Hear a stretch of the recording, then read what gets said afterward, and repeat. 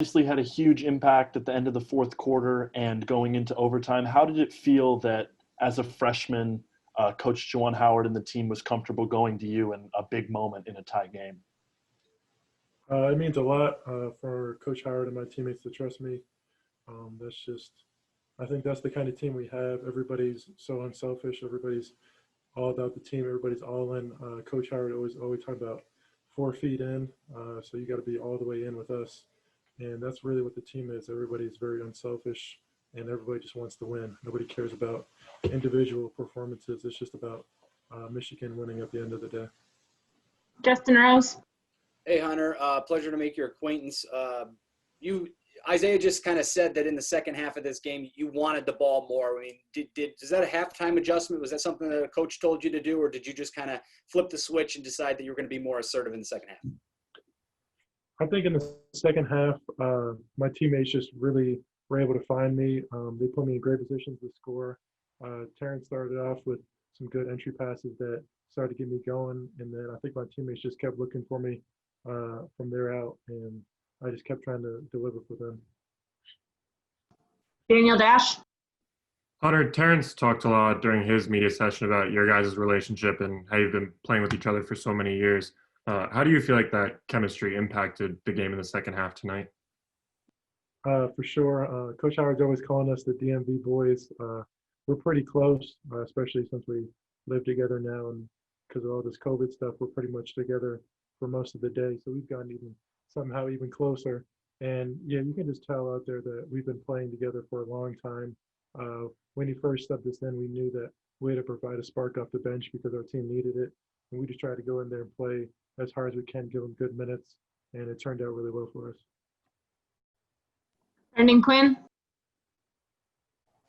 Hunter, this is an extremely experienced, older team that you're on now. This is your second game. What does it mean to you that you were the one being relied on for the key possessions in this win? My team is very, like you said, very experienced, very old. And they just really help me in these kind of situations. They're always telling me stuff to do, always just giving me tips out there, which I really appreciate, which definitely helps my success. So I definitely couldn't do it without them. In the timeout huddles, were you being told that you were being dialed up? Yeah. The team just kept saying, just keep ducking in there, keep playing hard. We'll look for you. And that was really good for me because that really showed that my teammates trust me with the ball, especially late in the game. And so I just tried to deliver for them. All right, last one for Hunter, Brandon Brown. Oh, 2 more.